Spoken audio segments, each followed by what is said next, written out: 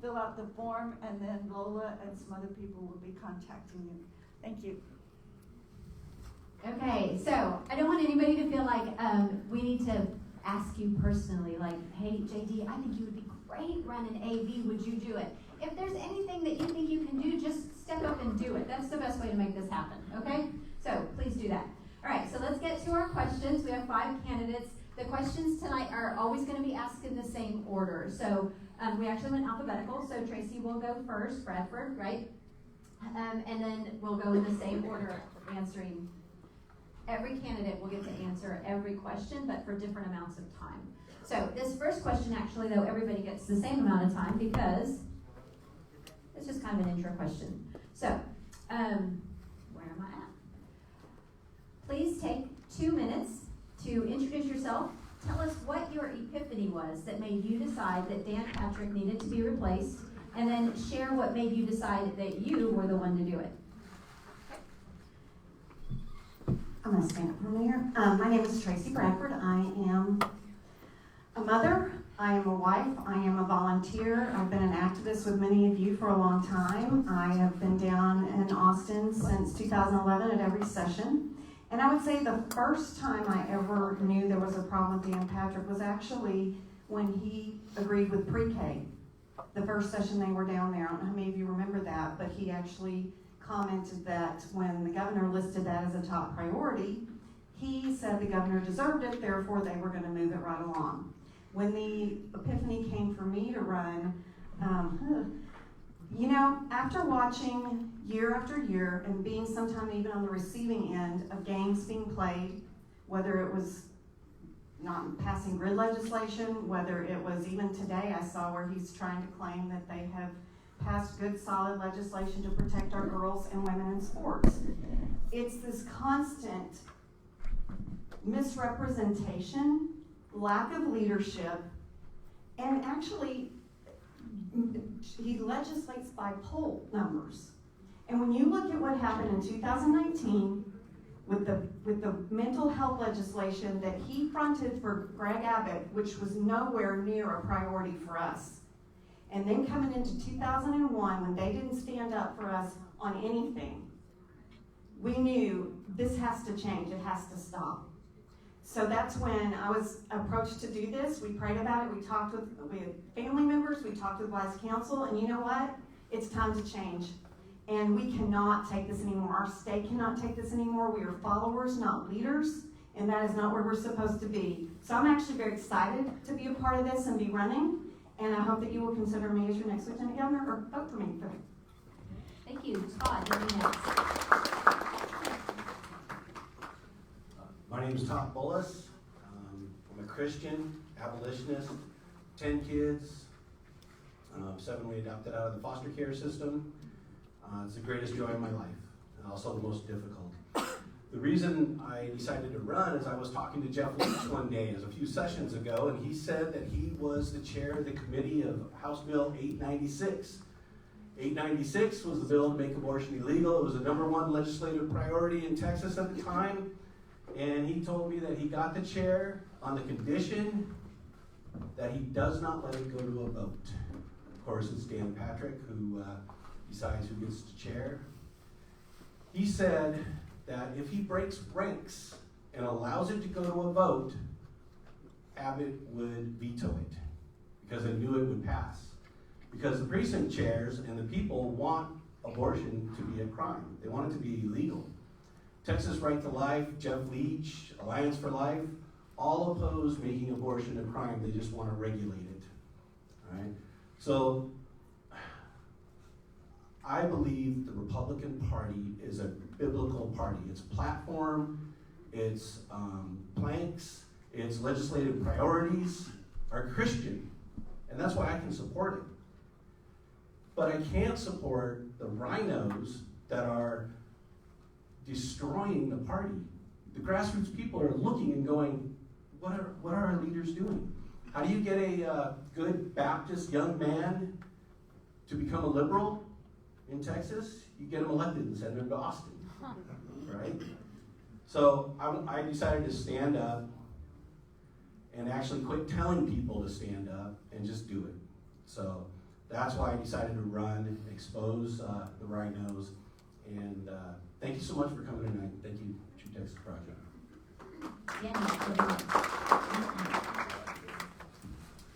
Well, howdy. Howdy. My name is Daniel Miller, and I am a sixth-generation Texan. I'm a husband, a father, by trade a technology consultant, but many of you probably know me as the Texit guy, because in 2005, I founded an organization called the Texas Nationalist Movement, dedicated to securing and protecting the political, cultural, and economic independence of Texas.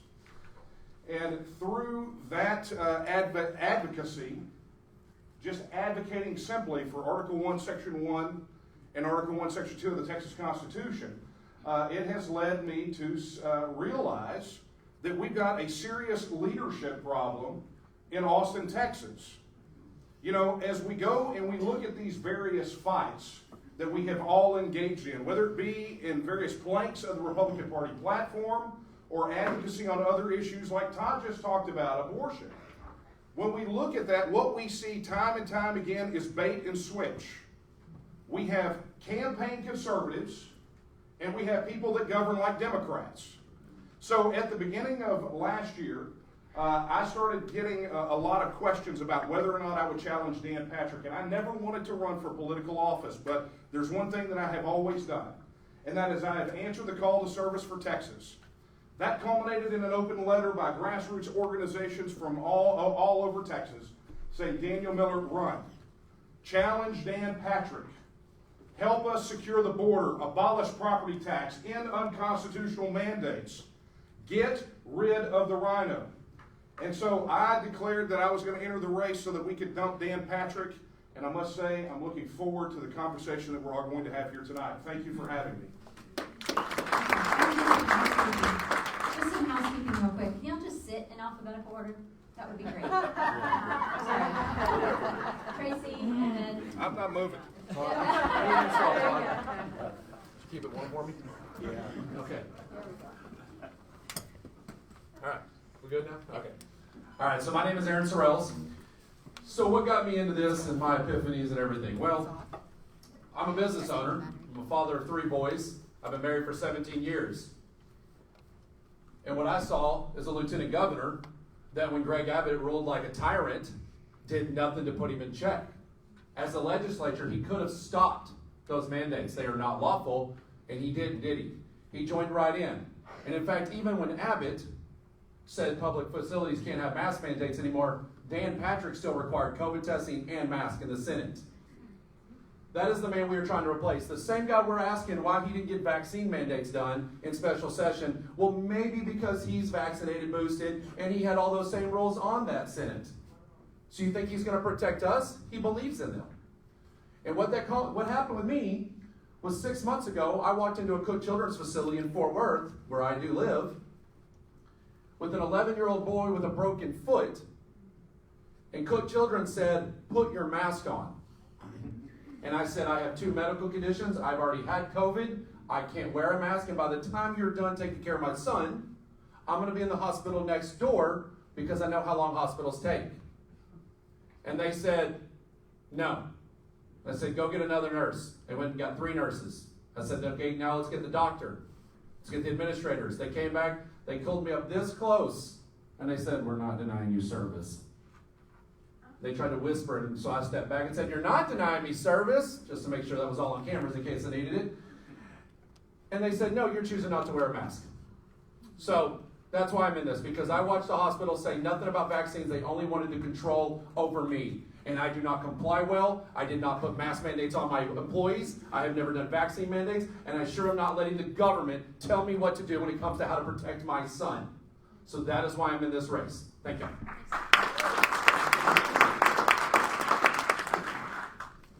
Good evening, everyone. Got a heck of a good-looking group of Republicans in here. My name is Zach Vance, and I'm a kind, caring, compassionate, freedom-loving, God-fearing Republican. I'm a big tent Republican. To be upfront and honest with you guys, you and I agree on 90% of issues. There's really one big issue that we're not coming together on. But outside of that, I am with you guys. Ronald Reagan said it himself. a person who agrees with you 20% is not 20%, or 80% is not 20% your enemy. They're your friend and your ally. You and I agree on about 90% of things, but I'm not a conservative Republican. My epiphany was I'm a veteran, and I was lobbying in the 86th legislature for some veteran issues, and I truly saw how little Dan Patrick really cares about us and wants to make our lives better. Dan Patrick is not a rhino. I don't think Dan Patrick's even a Republican at all. Dan Patrick is in the party of Dan Patrick. He just do what the poll numbers say. He tries to keep the biggest voting block of people happy. And outside of that, he doesn't care anything about you. It's just Dan Patrick. Why am I good for why do I think I'm the right person for this job? I'm just a kind, caring person, and I love people, and I want to make every single Texan's life better. There's so many issues out there, there's so many things that people need in Texas. Public education, our police, our property taxes. None of those issues will be taken care of if Dan Patrick continues to win. Somebody's got to take him down, and I think I'm the perfect person to make that happen. But we have a great group of candidates here, and I think any one of us would do a hell of a job.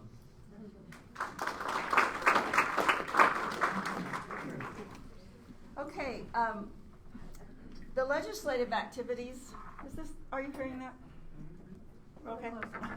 Sounded funny to me. There we go.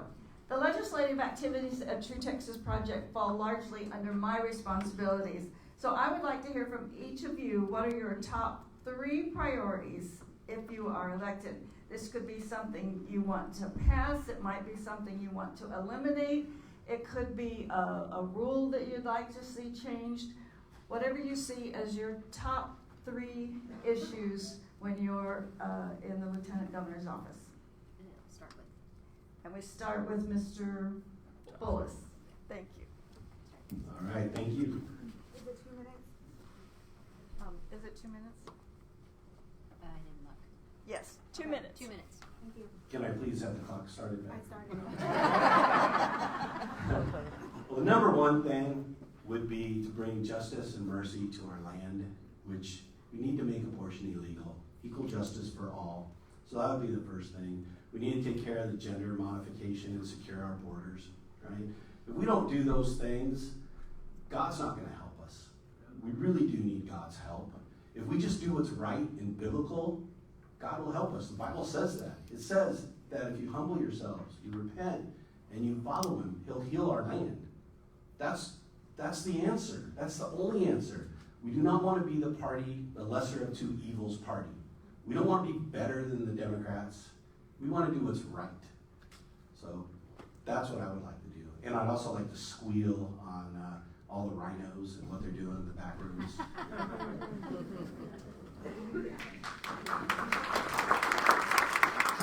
I love that. Let's rat out the rhinos. I love it. Well, look, here's something we have to understand. We're all sitting up here as Republican candidates. And the delegates go to convention every 2 years, and they tell Republican office holders what they want them to do. It's called the legislative priorities and the platform, right?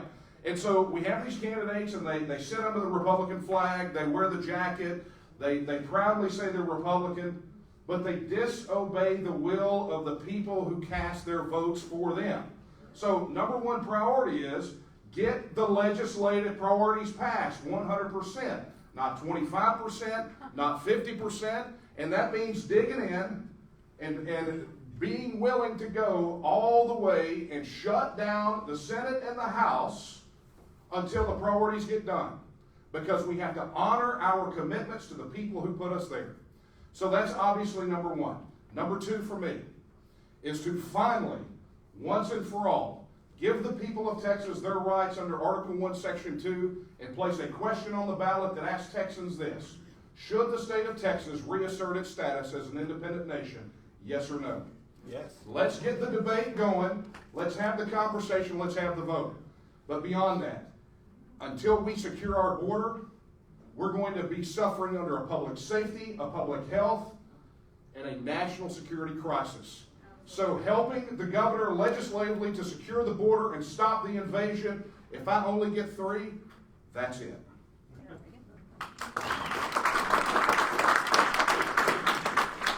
All right, right, so I would actually agree, legislative priorities need to go first. However, it is the question of what we would like to see done as our top three. So it's my top three. First one, child gender modification is ended immediately. It is child abuse, it is ridiculous, and our own party is funding it. In case y'all weren't aware, we have the most child gender modification facilities in the state of Texas. And Dave Feeling, Greg Abbott, and Dan Patrick have been paid now $2.1 million in order to keep those open. You want to know why we're against Dan Patrick? There's your one of them. So that's got to end immediately. Next thing I want to see is my priority, eliminate property taxes. It is immoral. We have too many out-of-staters coming in. It is nothing against the out-of-staters, but they're bringing our values up. And as native Texans, we're being pushed out of our homes because of property taxes, especially the retired community, the lower income, lower middle class. That's got to stop. It should not be happening. It's immoral. You cannot tell yourself you're a free society if you rent from the government. They might as well take the own box off because we don't own anything. So that's got to go, and I want it done day one, session one. So the top 8 legislative priorities, and if property taxes is not on it, it will be right next to it. That has to go. The plan I'm backing can be done in 2 to 3 years transition, and we can actually own our property. The rest of it is about shutting the government down and stop letting them spend too much. That's the real problem, right? And then the third one is securing the border. Because it's not just an invasion, it's a humanitarian crisis. And if you can allow that to go on, you are complicit in it. And we cannot, you cannot fix a humanitarian crisis by continuing to encourage the behavior that's causing that. So we have to shut the border down, we have to protect our citizens, and we have to stop what's going on at the border. Those are my 3 main priorities. But of course, obviously, there's a lot more. We have a lot of problems in Texas, but that would be where I would start off. Thank you. So the number one issue for me is property taxes. We can definitely get them lowered, but for me, if you're over the age of 65 and you've been in your home for 10 years, I want to give you your home. That's possible, but just getting rid of it across the board for everybody, not possible. I want to end the reappraising of your home. So if you buy a new home, that appraisal will stay the same forever. And I want to reset appraisal values back to 2020 before the pandemic, before they skyrocketed. I also want to do an in-state, out-of-state tuition for home buying. So if you're coming from California, New York, you pay a 20% 20% tax on top of the price you're offering on that home. Texans can't buy homes anymore. They're way too expensive.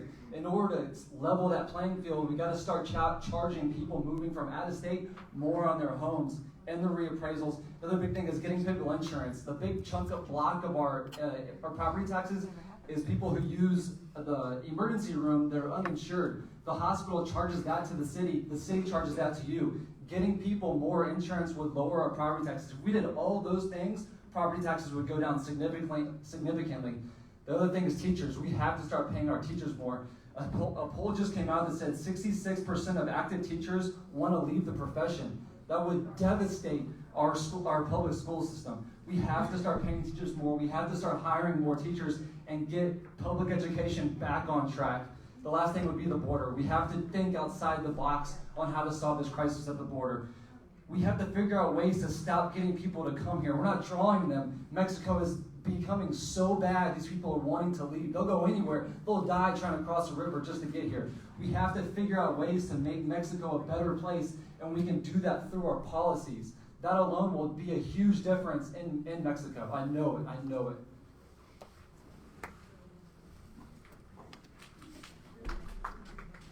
So my top priorities would also depend if we have a governor who is actually going to want to pass the legislative priorities.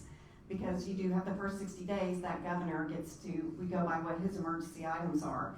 But for me, as a delegate, I take these priorities personally because we work on these priorities and then we give them a checklist to our legislators.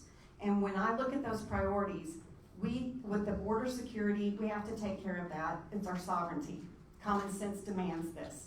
We have to work on property taxes because, again, we've got a spending problem. Even when we talk about how we're going to solve property taxes, until we deal with the spending problem and the waste in Texas, this is going to continue. I don't care what program we have. But most of all, the most important thing to me is, yes, gender modification. That is something we started working on in 2017, and I know most of you know the story. We went down there office to office, and our conservative legislators told us they could not pass that legislation because it was too controversial. So protecting children is now too controversial. And I can tell you right now, none of these issues will matter if we don't pay attention to what is happening to our children in schools. They are being divided with critical race theory. They're being attacked on their own identity. And they're being taught that a circle is just a different kind of square under social emotional learning. That's no joke. They are even being groomed now, just like a trafficker would groom a child, because they're actually finding teachers grooming children who they think need to be transgender. And the people getting fired for that are the teachers that are reporting it. So for me right now, all of these issues matter, but if we don't train our children and we don't protect our children, we won't have a future, because they won't know to vote for these liberties. Thank you.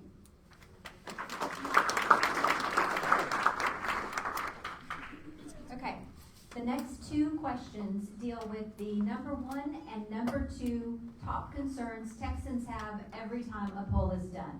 And you'll each have 90 seconds. Did you get that, Susan? They'll have 90 seconds to address both of these questions. Ryan will ask the second one. The first issue is the Texas border. Daniel Miller, we'll start with you. What are your plans to address the danger and expense of the tens of thousands of illegals coming into Texas every month? Yeah, we have to begin looking at it as it is. It's an invasion, right? June 6, 1944, 160,000 Allied troops land on the beaches of Normandy in a great invasion. We have that many crossing over every single month from across the border of Mexico. So we have to treat it like it is. Number 1, first and foremost, we have to finish most of the sections of the wall, enough to make it strategically sound. Number 2, we need to redirect the money that's being spent for traffic patrols by the DPS 30 miles from the border and fully militarize the state guard and put them on border security duty. We have to treat it like a national security problem, and we got to get manpower, because if the federal government won't do it, it's up to us. Texas officials should be protecting Texas citizens, period. And until we seal that border, it is an existential threat to Texas. So those are the two major issues that have to be done. But the other part that we have to address is this, is we have to end the magnets. No more public money to people who are here illegally. We put a stop to it. And if that means we have to start our own version, the Texas version of E-Verify, and punish employers that hire them, so be it. But it has to stop now.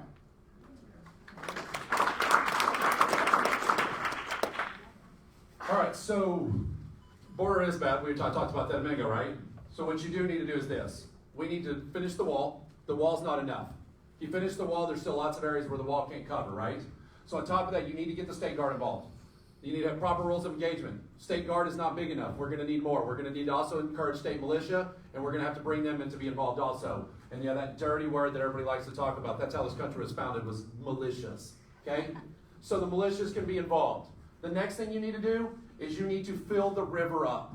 Amen. The river has not been filled up. It's not just causing a problem for trafficking across there. The border towns are desperate for clean water. Because that water is so low, they are struggling. So it's not just about the border and that. It's actually about our own citizens being affected by the fact that Mexico is like 5 years behind on filling up the water from their side. Okay? The next thing we need to do is we need to turn all the DOT buses around. This is our freeways. This is our land. And they need to turn their butts back and go right where they came from. And as far as I'm concerned, Texas pays more money than the United States gives back to us. So you know what? That's not their land. It's our tax dollars. That's our state land. And if they don't like it, I can wall their butts in and have them fun trying to get back in.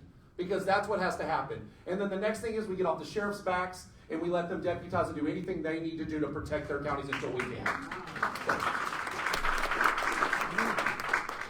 So I'll tell you what should be happening here, what should have happened. Not saying it's ever going to happen, because it is really the federal government's job to really put an end to this. So we went into Iraq for weapons of mass destruction. Fentanyl kills thousands of people a year. That is a weapon of mass destruction. I don't know how we could go to Iraq and not go into Afghanistan or go into Mexico the same way. We went into Afghanistan because of 9/11. Fentanyl kills 2 9/11s worth of people in America every single week. Wow. I don't know why we're not sending the full force of the United States military into Mexico to go door to door and kill the cartel like the rats they are. That is what should have happened, and it should have happened a long time ago. We wouldn't be going through this right now if they would have done that. Instead of going to Iraq and Afghanistan, we should have gone into Mexico. The other thing, how's the cartel make their money? 2 ways. They smuggle people and they smuggle drugs. What would happen, say it's 50% on each one. What if I took 50% of your income? How long would you last? Not very long. We have to figure out a way to take half of that income, and half of that income is through drugs. We have to change the way we treat drugs. We have to put a more emphasis on addiction treatment and getting people off of drugs, not just saying, no, you can't do drugs. We have to start allowing people to not go to jail for drugs. We have to end the war on drugs in Texas and in America, and you'll cut off half the cartel's money, and they won't last long after that.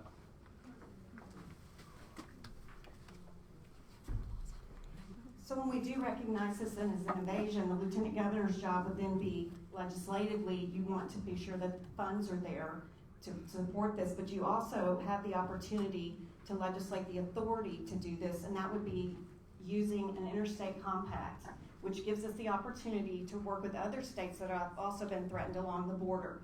There has been legislation for an interstate compact for the last 10 years. We hand-delivered it to Governor Abbott the very first session, and Senator Bob Hall files it every year, and they file it in the House, and it never moves. But then that would allow the states all along the border to work together. The other problem we do have is the trafficking. You've got trafficking coming across the border of humans who think they're coming here to get a job or that they would just work to pay off their debt. These traffickers coming with the cartels, they're making up to $14 million a day. And most of this is sex trafficking. So I want you to think about this. Why are we not using, Texas has RICO laws. Why are we not treating cartels, first of all, as terrorists?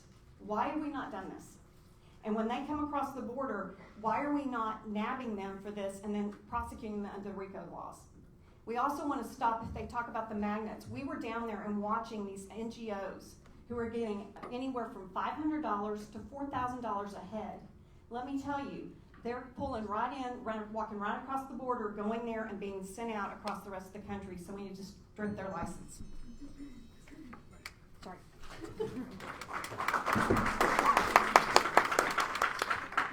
That was a whole bunch of good ideas, right? And good things that we could do and should do.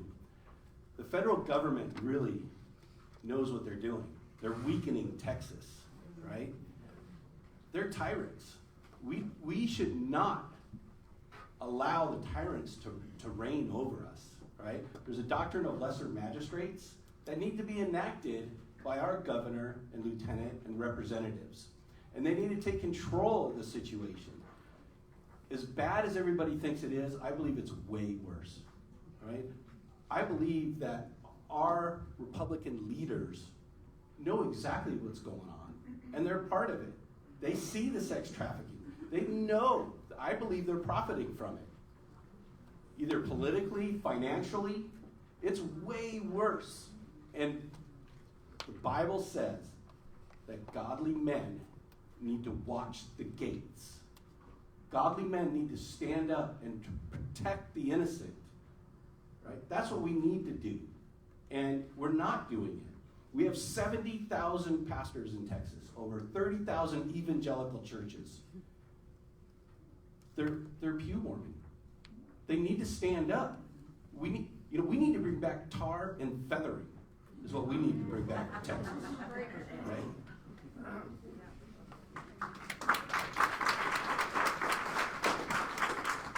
Not the pastors, but the politicians. I'd like to see that legislation. The second top issue Texans want addressed is election security.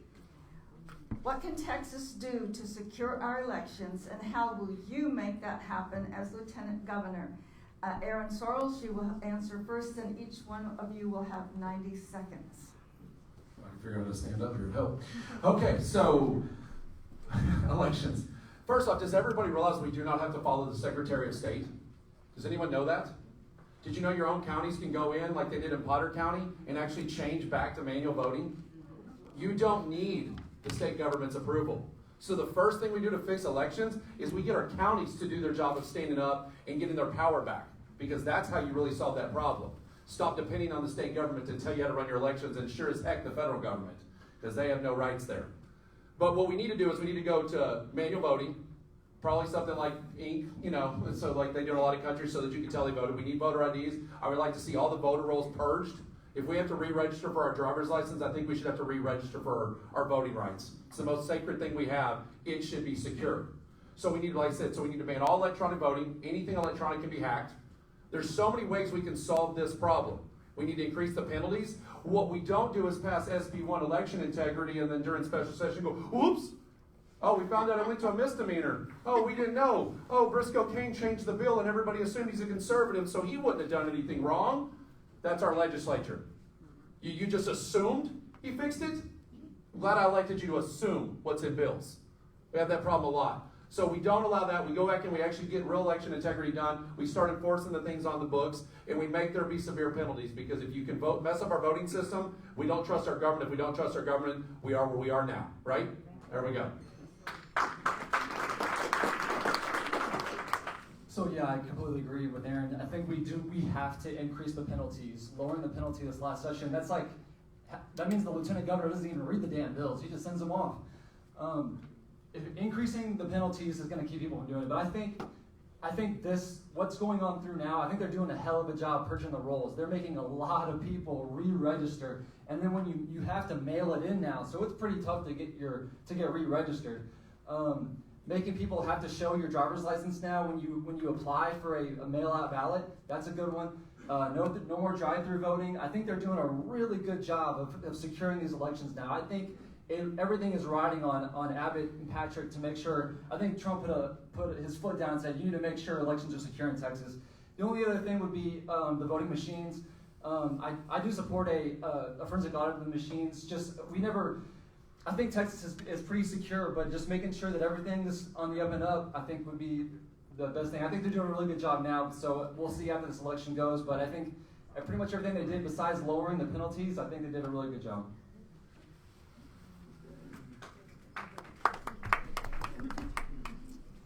The Allison Amendment that was put on during the session, Dan Patrick said that they did not know about it. They found it because they went and searched for it. That's not what happened.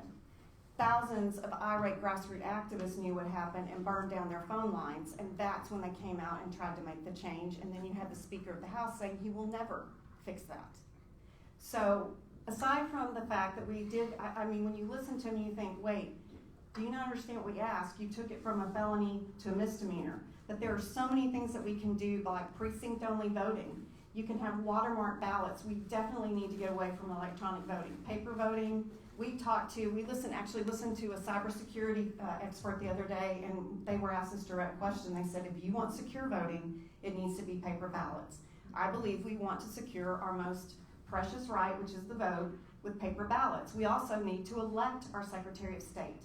We are one of the only states that appoints a Secretary of State through the governor, and the Senate then approves it. So there's a great start right there. But we also want to make sure that with not just precinct voting and not just you purge the voter rolls, but there are a list of things that still need to be done to safeguard this voting right. And the thing too I want to talk about, we go back to the children real quickly. If they're not being taught about liberties, we're talking about all this and how to get them to vote and how we want to secure a vote. They need to know what a privilege this is. So we need to make sure that they're learning about the liberties so they will want to vote. Thanks.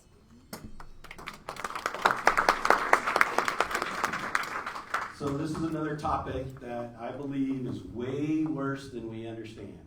Okay. First of all, anybody that wants to register and it goes to Austin and they approve it or don't approve it, but they don't tell us. So they can approve, they can do all they want to do, we don't know about it. Every single election machine can be accessed, even though they say it can't, by a modem, right? Wireless. They can connect to them. HBO did a big special about it. Nobody's talking about it. But the first thing that each machine has to do when they turn it on the first time is it connects wirelessly. They use standard computer components in these machines. They don't make new components. They use existing components to make these machines, right? I love the one company, Dominion, right? I believe in dominion. God tells us we should take dominion of the land, right? Who's taking dominion of the land? That's the question. Christians should be taking dominion. So we definitely need to go back to paper. I don't care if we use machines, they can check the paper, right, to see how it's going. But we definitely need to make sure that every single person that votes is legally able to vote, right? It needs to be paper. It's a much bigger process, but the federal government and our state government know what they're doing, and they're taking away our rights.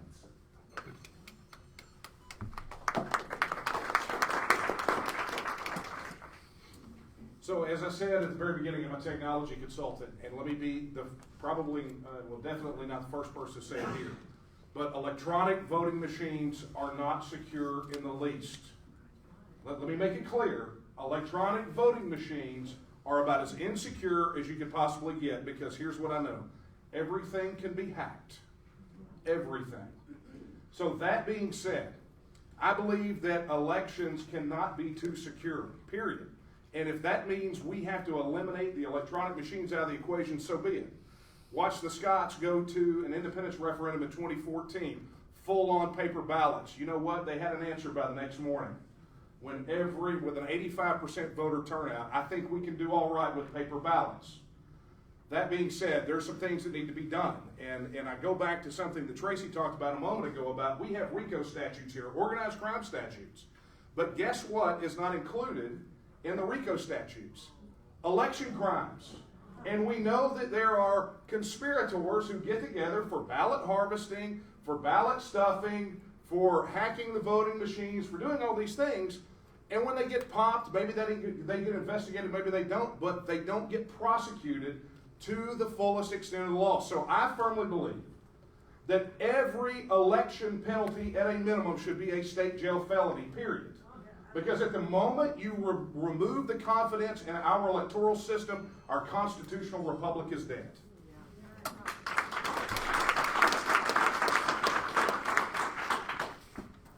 Oh, I thought I skipped you, but I didn't. Okay, very good.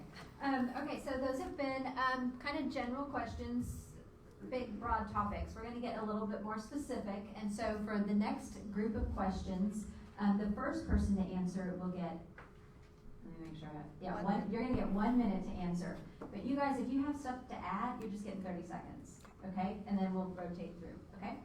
So this one's going to start with you. Good. All of us know hard workers who have lost jobs and pensions due to vaccine mandates. Governor Abbott's executive order is worthless and being ignored. How do we help Texans keep their jobs and continue to support their families amid the COVID craze?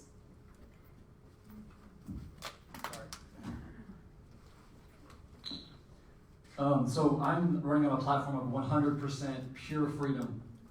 I do not want another single person going to work and saying, all right, well, I guess I'm out of here if I have to get the vaccine. The Lieutenant Governor should have pushed Patrick to have a special session to end the vaccine mandates. I do not believe anybody should be forced to take a vaccine, especially when you can still get COVID and still pass it to everybody else. If it's just something protecting you, definitely shouldn't be forced to take it. We should have had a special session. We should have sat down and passed legislation that ends vaccine mandates. We should have done something, not just a piece of paper with a governor's signature on it. We should have had a full special session and ended it.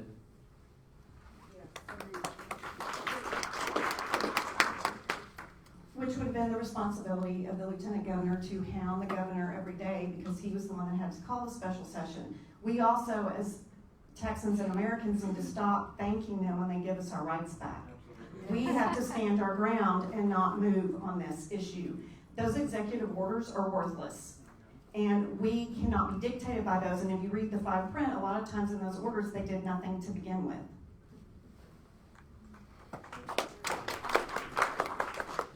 Well, I want to talk about my wife for a second, because she told me that if they come to our house and mandate that we have to vaccinate our kids, to defend our family with my life. And I said, well, I need to get some better guns. These mandates are wicked. They're not biblical. They don't honor God. And all these people that lost their jobs, it's so bad.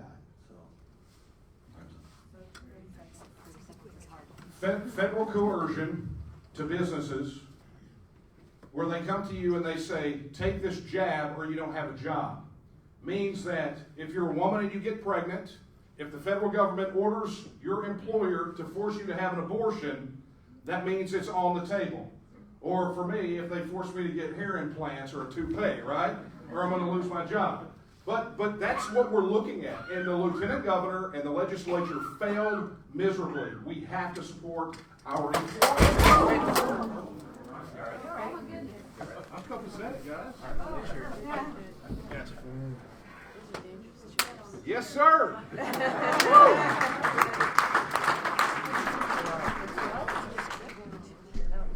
No, I'm good. Other than the fact I'm a bit embarrassed.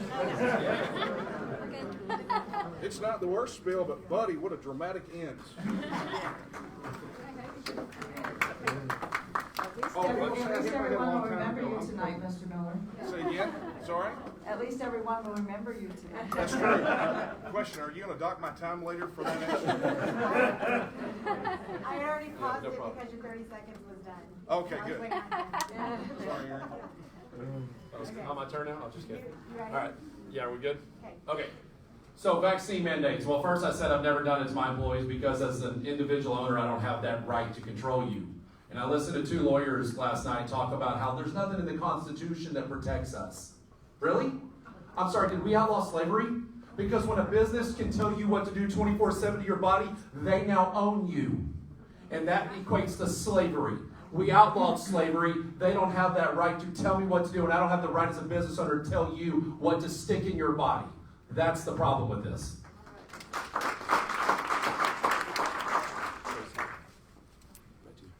All right, our next topic is one of my favorite things to talk about. It is property taxes.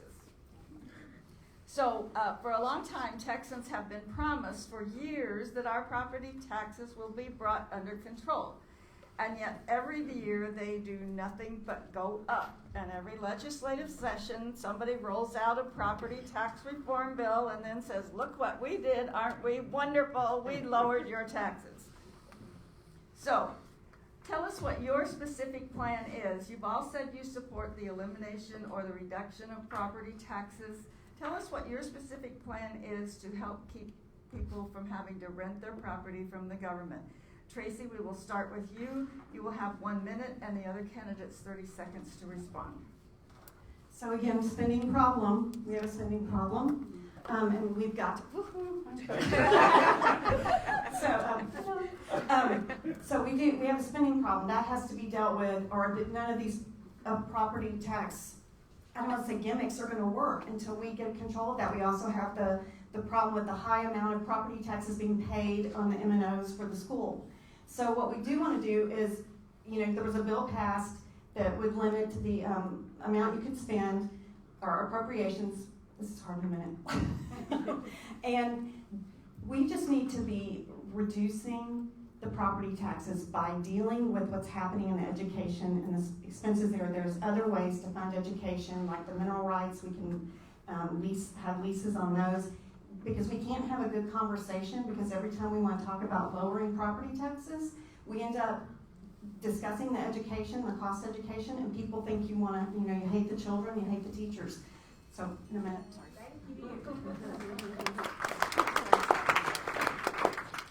All right, first of all, we need to throw off all federal regulations and rules that hinder Texas from being as great as it really could be, right?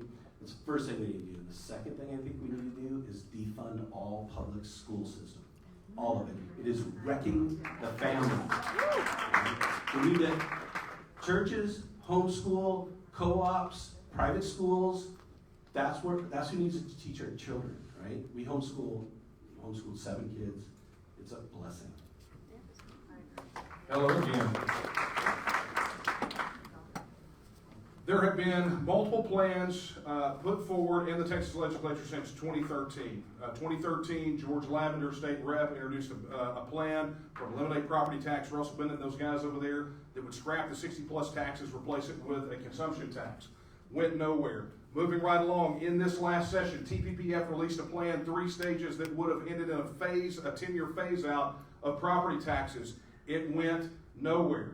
So what is this? This is a leadership problem. And we know the solutions exist. We just have to implement them. And thank you, Todd, for that. Both of us. Teamwork. That's right. Teamwork makes the dream work. Okay. We're good. All right. So actually, eliminatepropertytax.com. Let me say that again. Eliminatepropertytax.com is the plan I'm backing. It's one he shortly mentioned there too. That's the plan I want to go with. It's consumption tax instead of sales tax. There's a lot of cities that can't survive off sales tax. We need a consumption tax that has a website that explains everything for you. The fact is, property taxes are immoral. We got to get rid of them. There's no more excuses for why our government doesn't take care of one of the things that everybody in Texas is sick of. So they've got to go immediately. No excuses. I've said it again earlier, day one, session one. I expect that bill on my desk to transition in 2 to 3 years.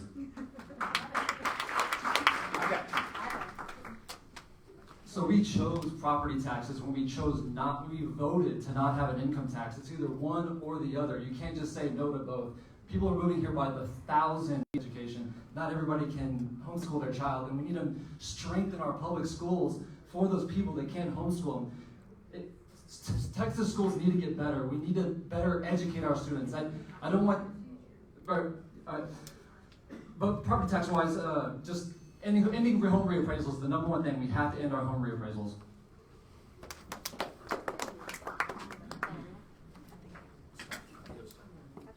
That was Todd. Okay, this softball for you. It just ends up that way. Abortion is another top concern among most true Texans. While much progress was made with the heartbeat bill, abortion remains legal in our state. Todd, please take 1 minute to tell us if you support abolishing abortion with no exceptions, and if not, what exceptions do you make and why? And the rest of you will answer that in 30 seconds. Yeah, I don't know. I was curious. All right, so God ordains life. Nobody is born or conceived without the blessing of God. Right? Abortion must be a crime. It must be illegal. No group of people has the right to decide what other group of people lives and dies. Right? So abortion, there's no exception. A doctor, what he'll do is he'll treat both people as a patient and try to save both. Sometimes one passes, right? And it's almost always the child. But we don't just have an abortion because there may be an issue, right? We don't treat slavery that way. If rape was legal, we wouldn't regulate it and say this is who you can and who you can't rape, right? It would be illegal. It's the moral, righteous thing. And the Bible's clear about child sacrifice. So a girl that wants to finish college, so she sacrifices her child so college will be easier, that's child sacrifice. It's wrong. God won't help us if we don't be obedient to him.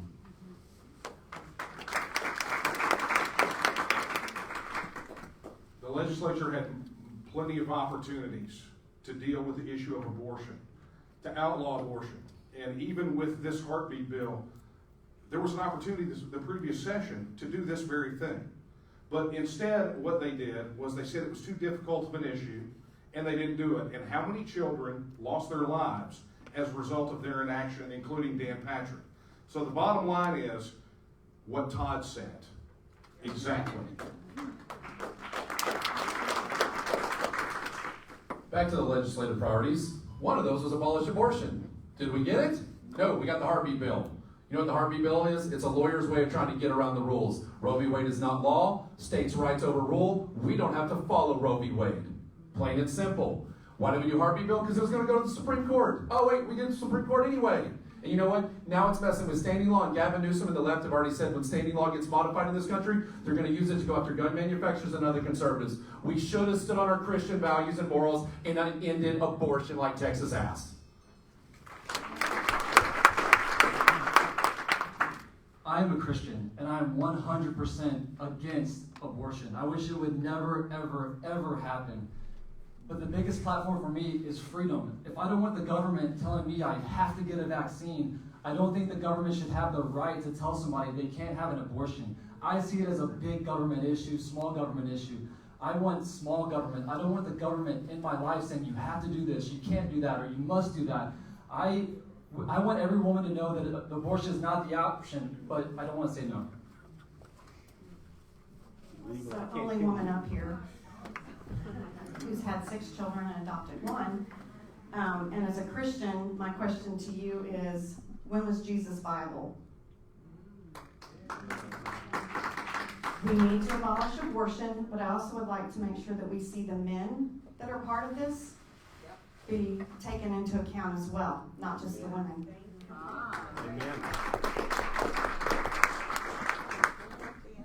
Yes.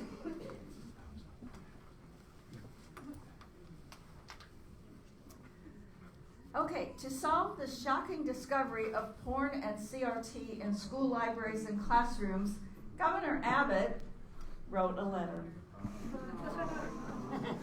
What other responses might be appropriate towards teachers and school boards that allow these explicit materials in the schools? Mr. Miller, we'll start with you at 1 minute, and the others will have 30 seconds. Yeah, it's funny because in that book sitting right there, I wrote that when Greg Abbott was Attorney General, he talked about and bragged how he got up every day and sued the Obama administration, and his strategy, as I call it, was tweet, sue, lose, and repeat. Right? And so now he's graduated because he can't sue. He's just going to write tersely worded emails and letters. But here's what it boils down to. There are criminal statutes on the books right now for people who provide pornography to minors. There are statutes on the books, and the question that I have is, why are these DAs not prosecuting these people? When it is found, because essentially what's happening is they're grooming these children. Right? You've seen the material. We don't have to describe it here. But that's literally what's happening. So what we need to do is we need to remove the ability for local DAs to have some sort of choice as to whether or not these things are prosecuted, and prosecute them as child sex grooming like it is.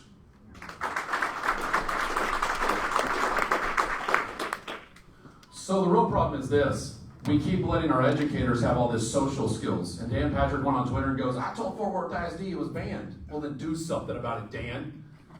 You're on Twitter? Really? That's the solution for the lieutenant governor? So the fact is we need to go back to education being about the basics. Math teachers didn't go to school for psychology. They went to teach math. We need to go back to the basics. We need to go and get rid of all social emotional learning out of schools. Go back to what we're supposed to be teaching. And then we don't have to ban any more programs because it's all banned. That's the solution. I'm with Aaron on this. I think teachers just need to teach their subject and teach it well. I think the biggest issue with this would be history class. I want kids to know what happened in our past, the good, the bad, and the ugly, and especially the ugly so we can learn about it.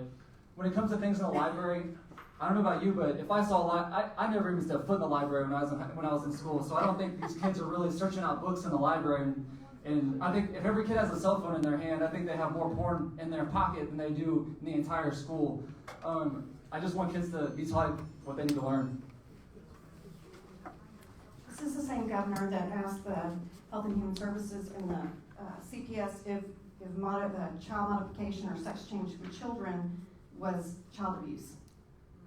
So that same group told him, oh, of course it is, but yet then 2 weeks later had their front page, their website celebrating transgender.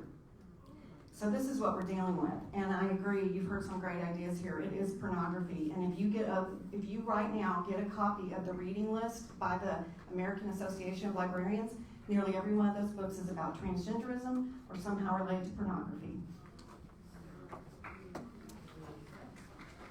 Again, this is a problem that's way worse than we really realize. Way worse. The school unions, the liberals have control. When I go to political meetings, there's school teachers, liberal, it's just unbelievable, right? If you're a Christian, I call you to repent and pull your kids out of public school systems. The worldview that they get opposes your worldview, and they spend more time with that worldview than they do yours.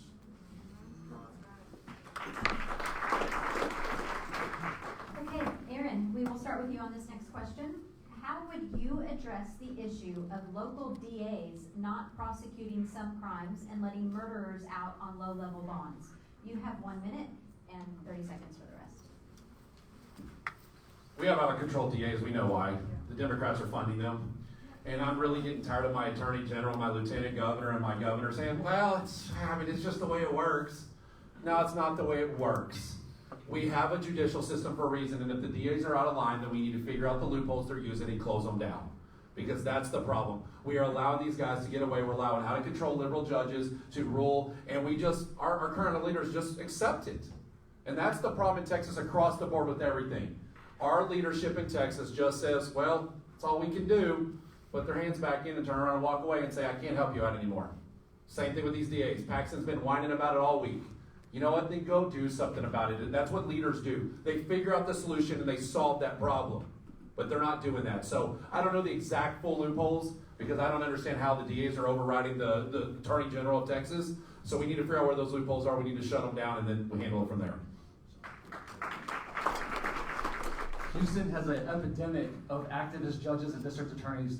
Just either the day before yesterday, or yesterday the day before, Houston constable came on and said that these judges are finding not probable cause and just not even filing charges. They're having to refile these charges. We need to figure something out the legislature can do. First off, they got to be voted out. They said they were pushing this press conference, vote these people out in Houston. But we need to have some kind of legislation that says that if somebody keeps continuing the cycle and you drop those charges first, they come back in, there has to be trouble. I know, I was like, where's he going? So one of the loopholes is the DAs have incredible immunity that needs to be dealt with. The other thing is it's up to us. We elect our DAs, and we need to be holding them accountable. There was legislation that we did try to get passed because human trafficking, they're only prosecuting those cases at about 19%. So there was legislation that we tried to get passed that would give either co-prosecution or the Attorney General could bring their, I'm losing my words. They could come alongside and prosecute those cases and the DA fought it. Okay, really, this is an abortion issue. Because if we don't protect the least, everything else is open for game. Everything. And God hates the hands and the people and the worship and the songs of those who don't bring justice and mercy to the land. And we get the leaders we deserve. We need to stand up and be obedient, and God will help us through all of this stuff. Republican legislators bought the bail reform lie, and so we get guys out on cheap bond that go on to kill police officers. So if you want to know what we got to do to close the loopholes, number one, we need to take a lot of the discretionary language in Code of Criminal Procedure, and we need to make those things mandatory. Number two, we need to make sure that it is much easier to impeach a judge or a DA or frankly any public official, and that means constitutional ability to recall. And then number three, final thing, really quick, is we need to make absolutely sure that we institute mandatory sentencing for violent crimes.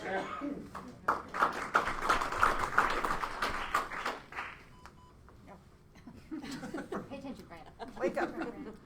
Okay, the governor and the legislature tell us that the issues with the power grid have been addressed sufficiently. Is that true? What is your plan to strengthen and protect the Texas grid and from another massive failure? And does it include adding additional green or renewable sources of energy? Zach, we start with you at 1 minute, followed by 30 seconds for the rest. Yeah, so I think we did a really good job of weatherizing the power generators themselves, but what's being pushed off is weatherizing the gas providers. We need to make sure that if gas providers go down, there needs to be severe punishments. Because the gas providers made so much money this last winter storm, they paid off Greg Abbott and Dan Patrick to not fix them. They want it to happen again. We really need to make sure that the gas providers are fully up for hot, cold, rain or shine, that they're pumping gas to the generators.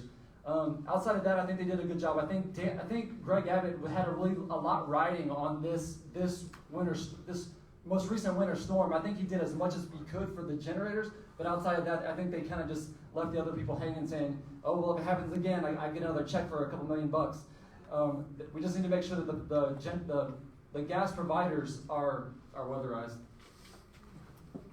I've worked on this issue for 10 years. We need all hazard protection. One of the first things I would do would be bring back Senator Hall's strong legislation to stop this and to to fix the grid. But what concerns me is the renewables, and we're spending $22 billion between federal and state subsidies. If they can't stand on their own, they don't need to be here.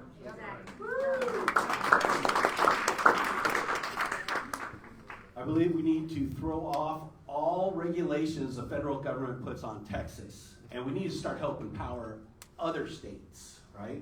We need to be independent and be able to not worry about our carbon footprint regulation and allow us to do what we need to do. We know how to take care of ourselves. Federal government, they love seeing us shut down. What Tracy said about Senator Bob Hall, absolutely. He's been working those issues, and Dan Patrick has not given him the respect or this issue the respect that it deserves. So absolutely, we've got to resurrect Bob Hall's bills and get them done. But here's the other thing. Just the other day, Speaker of the House Dave Phelan promised to bring back green energy subsidies in this next session. So as Lieutenant Governor, guess what? We get to tell him to pound sand and tell him that Chapter 313 is better than Judas Iscariot, and he can put that in his pipe and smoke it.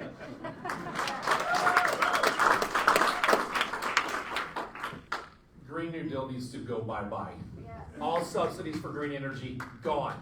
They're not only green energy, they're being controlled by China, and we're dependent on China so that they can get carbon footprint for their own pollution. We need to be building actual power plants, like nuclear, natural gas plants out in Midland so they'll stop flaring. They're about to shut down a lignite coal plant in Marshall, which is going to cost $2 million and 50 teachers their jobs. What's the problem? Green new energy subsidies, the push by everybody in the federal government to take over the Texas grid, it has to stop.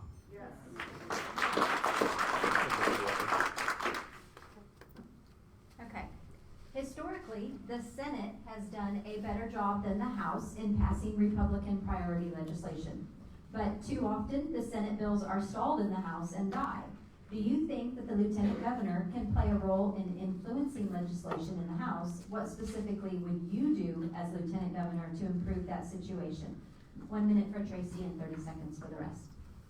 So yes, they do pass out legislation, but keep in mind, and a lot of times it's not the full robust bill, or they pass it late enough so that by the time it gets into the House, it can't make it all the way through.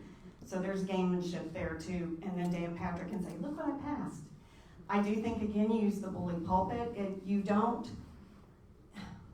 have your power that you serve as the president of the Senate.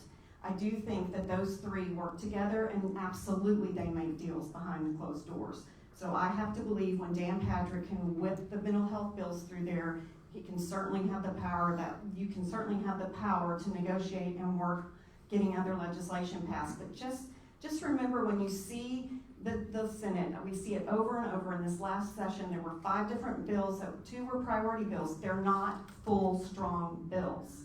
And they weaken them and pass them out, and then he takes credit for it. Our current representatives, right, they oppose the people. The Lieutenant Governor needs to expose any leader, any rhino. You know, like Dan Patrick, when he says things like, Greg Abbott's the last word on COVID, I almost kicked my TV. Like, it just blows my brain up. So, look, we need somebody that'll do what's right? And listen to the people, honor God. Poor TV. And I said it earlier, here's the bottom line. We know that the House is where conservative bills go to die. And as Lieutenant Governor, you have to be willing to grind everything to a halt and say, none of your bills pass, declaring San Marcos the mermaid capital of Texas, or dealing with Andy Murr's mustache, or any of that other garbage until the priorities get done. And let me tell you something, nothing moves until the priorities get done, period. And if that means 10 special sessions, so be it. So I've made that very clear, the same thing, that day one I expect SB 1 through SB 8 on my desk, and nothing will move, the same as Daniel. We agree on that. Because if you can't get the people's priorities done, then you don't care about the people. But here, you want transparency? You want to know what I'm going to do as Lieutenant Governor to make sure you see when the House kills our bills? I promised everybody I will wear a camera in every single one of my suits. You want transparency? You want to see the dirty games? You're going to see it with me in office. You can put them on our police officers and our elected politicians and get our tax dollars need to be exposed. That's how you make Dave feel uncomfortable and make him do what he needs to do.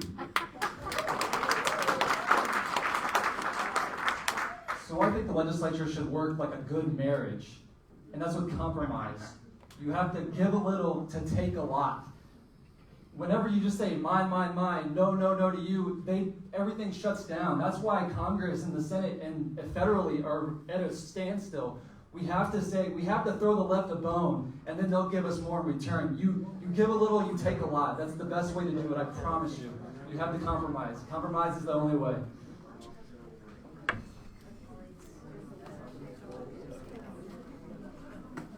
I think it's my turn. Okay, Daniel sort of stole my next question in one of his recent remarks, so maybe we should just have him not answer. No, I'm just kidding. Were you? That's my thing. In the 87th session, Chapter 313, the tax code that allows school districts to give large tax abatements to corporations, primarily green energy corporations, it effectively died because it was not renewed, and that's primarily thanks to the Senate that never did take up the House bill that was passed. So conservative Republicans believe that this program is bad for Texas, and we even have a plank in our Republican Party platform to abolish it. Now we find Speaker Phelan and others talking about trying to renew it and bring it back in the 88th session. What is your opinion about that? Should it be renewed or should it be left to die? Todd Bullis, we start with you at 1 minute and the others have 30 seconds. I have a confession. I own a Tesla. And I call it a Texla, and I love it. But it should die. That should die. We need to be energy efficient with the resources that we have, and we have abundant resources, right? So if we allow the whole green energy movement to kill our oil and our gas, it just devastates Texas. It ruins Texas. It takes everything that we have and substitutes it with what China will provide us. And it's just wrong. So even though I have a Tesla, and I love it, right, these green deals got to go, right? These regulations, these carbon footprints, allow us to help the rest of the union, whoever wants help, by providing energy.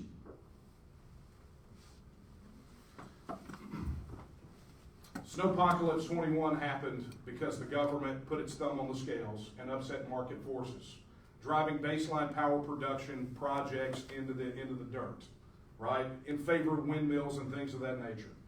Much like the Texas Enterprise Fund puts its thumb on the scales of the market and needs to be abolished, Chapter 313 and like subsidies need to go away.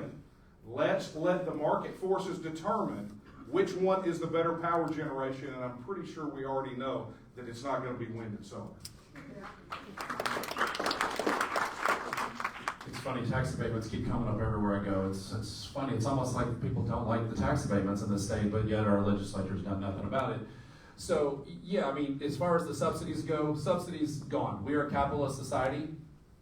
No big corporation should be getting subsidies. As a small business owner, I don't get a subsidy, and I'm not too, quote, big to fail. So we need to stop providing these subsidies. We need to end all these. If you can compete, then you need to compete. Plain and simple. That's the way our government works. That's the way our government's designed. That's the way our state should work.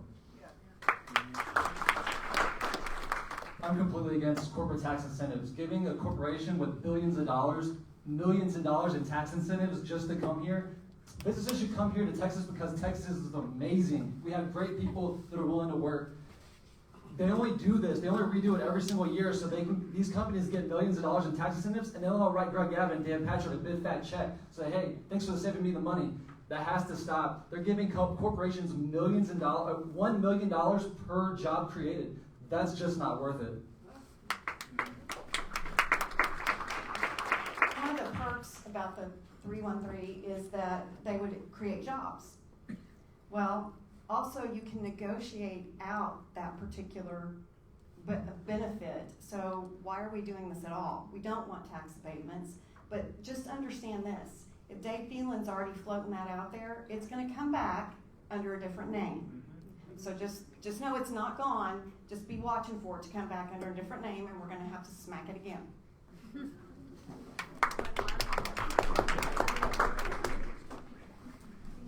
Okay, are you guys enjoying this? Like, I think 30 seconds is good. My attention span might only be 30 seconds, so that's been fun. But we're done with our real questions. We're going to ask all yes/no questions at this point. So everyone will answer at the same time This with looks either suspiciously like hazing. with either red or green. And so if it's a question that's important to you, this is when you get them on record. Okay?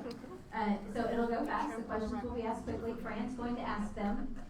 They won't be able to, pause and look at their neighbor. How am I supposed to answer? Okay? So, but before we do this, I just want to say that this has been fun for me. Like, I have learned something from all of you. Like, it's been really interesting. Even my 80% friend, it's been great. So, let's keep it going. I am dyslexic, so, Good excuse. All right, are we ready? Yes. Here we go. Will you actively push the GOP priorities as defined in the state GOP convention by the delegates? Very good. Number 2, do you support, hold them higher. Everybody has green for yes on that one. Do you support outlawing the mutilation of minors via sex changes? Thank you. Will you reverse the third gender option on Texas birth certificates? Will you go one step further and ban the social transition of minors, such as name and identity changes at school? Will you add an extra tax on money transfers going into Latin and South America? I don't know. I'm just gonna. That's a good one.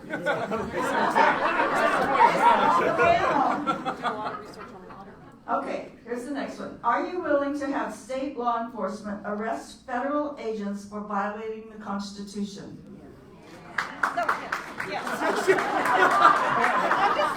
That's a unanimous yes. Okay. Will you commit to Designating. Thank you. Will you commit to designating cartels as domestic terrorists? Will you pursue E-Verify programs in Texas?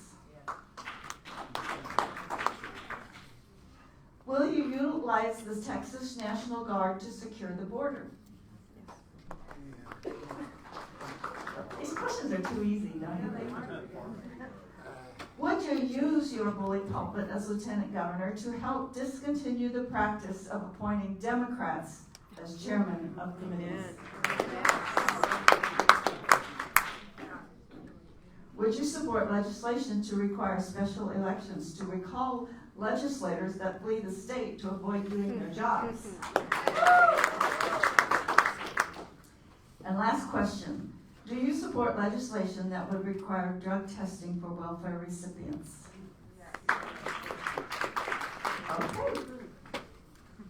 Okay, so Fran thought those were too easy, but again, this is to get them on record. They're supposed to be easy because when you get to Austin, all of a sudden it becomes hard and confusing. Well, what about this and what about this? Well, no, you just told us this was your answer. So, and it was interesting. I think when we asked these same questions at our gubernatorial forum, everybody was the same across the board on every answer. It was not that way tonight. So, interesting.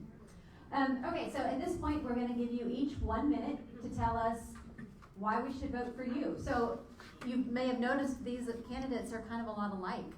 What makes us choose you specifically? And I don't know who we're starting with.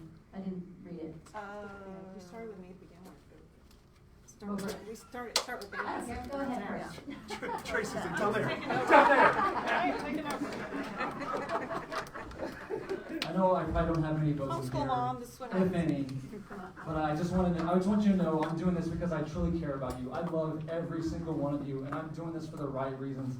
I just want to make Texas a better place for everybody. Things have to change, and they're not going to change if we keep electing the same people and over again. I just want you to know I value you, I appreciate you, and thank you for coming out tonight, and I will do my absolute best if I get this opportunity. I really appreciate you. Thank you. When I started this, it was about fixing my family. It was about the government coming in and messing with my business, my personal rights, and ultimately my children. And when you mess with my children, we are done. That is my family. You don't mess with people's families. And that's what our government has done. They mess with us with vaccine job mandates. They mess with us with masks. They've told us that we're essential. And I'm not going to stand around and take it any longer. And that is why I decided to run. But we need to remember one thing as Republicans, if we want to get it back. JFK would be a right-wing radical right now. That is how far left we have gone as a Republican. We do not compromise because that's all we've done since before I was born. No more compromising. We stand on our values as Texans and as Christians and as Republicans, and we say enough is enough. And that is why I'm running, because we need leadership in Texas. We need people to put their foot down and say, I don't care what you think, it's wrong, and you're going to do it, or you're not going to be there any longer. And this is on all of us, not just us up here. We need to make a difference. Vote March 1st. Vote them all out.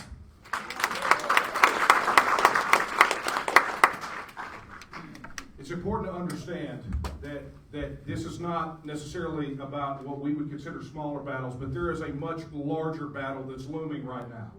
I firmly believe the next 100 years of Texas history are being written over the next weeks and months. And the question is, how do we want future generations to remember us? Are we going to be the generation that lost Texas, or the generation that showed people what Texans are truly made of? Are we going to be the generation that stood up and honored the spirit of Travis and Crockett and Bowie?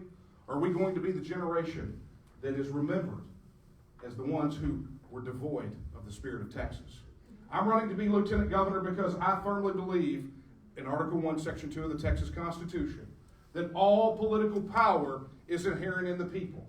And folks, it's long past time in this larger ideological and spiritual war that we show them exactly how powerful we are. And we do that by changing it all from the state house to the schoolhouse. I would appreciate your consideration and your vote. Thank you. You almost has my vote. To me, this is a moral issue for a moral people.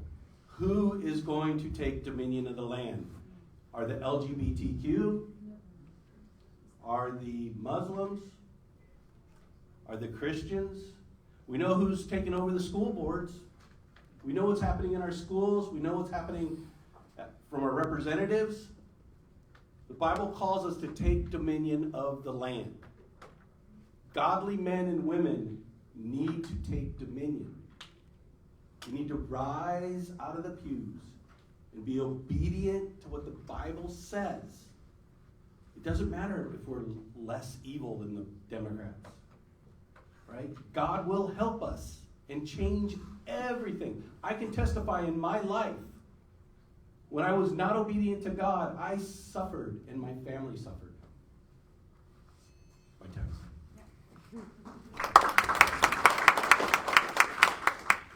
Like many of you, I've been fighting this battle for nearly 20 years. And we have never seen a time like this.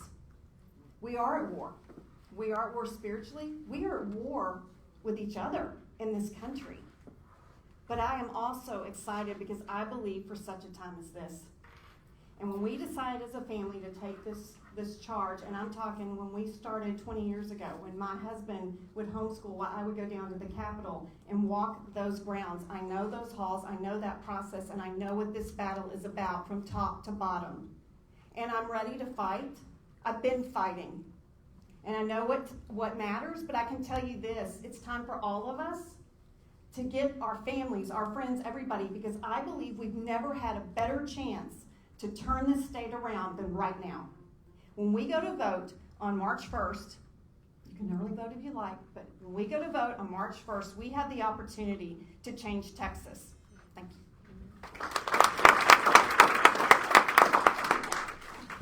Okay, Okay, we'd like to say thank you to all 5 candidates. I think this has been very interesting. As Julie said, we learned things from everybody, and I think if you haven't already made up your mind, it's a hard choice. We've got 5 good choices up here. So thank you to the Dallas group for hosting us tonight, and thank you to all of you who came out. I encourage you to hang out, talk to the candidates, get your picture taken in front of the True Texas banner, post it on social media. And at the back of the room, Mr. Roy has yard signs we are selling for $10 for the pair with the little toppers, so you can remind people that voting starts on Monday, and that they can go to our website for voting recommendations. You can buy one or the other or both together, whatever you would like to do. Thank you for coming. Good night. God bless you all, and God bless Texas.